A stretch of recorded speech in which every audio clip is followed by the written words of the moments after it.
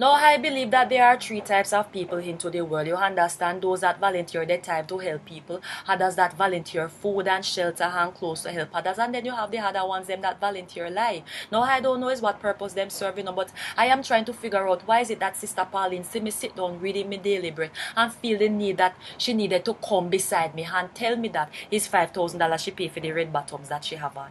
I said, but Sister Pauline, from I look at those red bottoms, I see that is you was the one that painted it, you know. You don't realize that you're not even painting the heels them properly. The paint is stripping off from over there. What is wrong with you, Sister Pauline? Are you possessed?